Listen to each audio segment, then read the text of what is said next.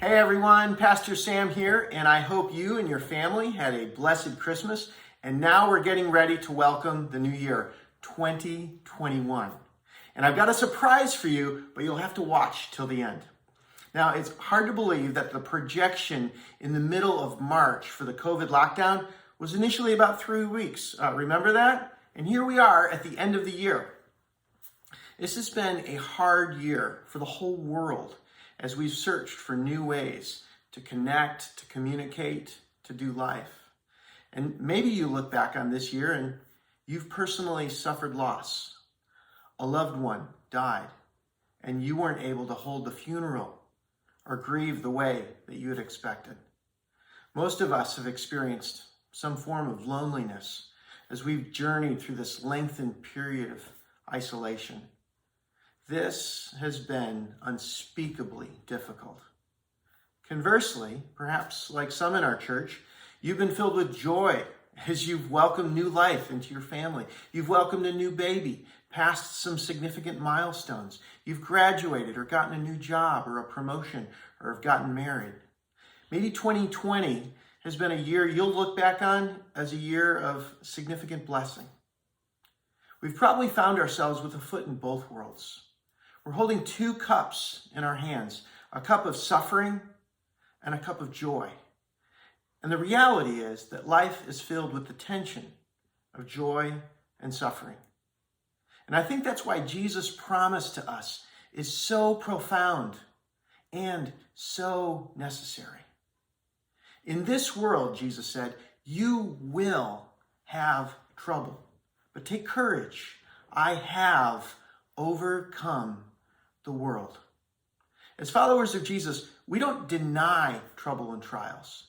We embrace them because in Christ, we are more than conquerors and our joy isn't based on our circumstances. Even so, isn't there something refreshing about new beginnings? At the end of this week, we're all going to be flipping the page on the calendar to 2021. And I love that passage in Isaiah 43:19 when God says, behold, I am doing a new thing. What a sweet promise. We are going to expectantly start a new year anticipating what God has ahead. The Lord is going to show up in our lives in surprising ways. He's going to show up in the hard things and in the celebrations. And here at Centerville Presbyterian Church, we rejoice in what God has done, and by faith, look forward to what he will do. I wanted to take a moment, just from our home to yours, to say thank you to the congregation for a year of faithful giving. And although 3/4 of this year were spent in social distancing and quarantine, it didn't stop you from investing your time and your talent and your treasure into the eternal purposes of God's kingdom. More than 190 of you are in life groups or small groups of some kind. Some of you meet weekly and some monthly and others somewhere in between. But regardless, you are gathering regularly for spiritual encouragement to worship God. And that means about 60% of our church is involved in environments where the best spiritual care and nurture can take place. You are living as the church, and you're taking care of one another. As the church, you're caring for the vulnerable in our community by feeding hundreds of our brothers and sisters on the street every month. As the church, you're reaching out to children internationally. And this Sunday, we're going to hear from our amazing children's director, Stephanie, about how our Sticky Verses Challenge is now in 5 countries. I've received text messages from some of you about how you're sharing links of our services with friends and family. And as the church, you are taking to heart the responsibility to share the good news of Jesus simply by sharing a link with the message of love and hope and healing. Catherine Kuhn, one of our mission partners, launched a ministry in Uganda called Hope Alive. And for 20 years, Catherine and Hope Alive have been standing in the gap for the poorest of the poor by faithfully bringing the gospel. She has also been raising up leaders and organizing microfinance efforts to create economic sustainability among the people.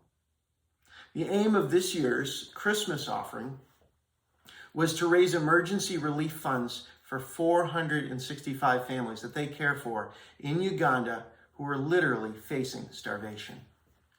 Every $40 gift collected was to provide 2 months of food and essential supplies for a family. Where are you going to find a deal like that? I don't even know how she stretches the dollars that far, but she's doing it. And guess what? Here's the surprise.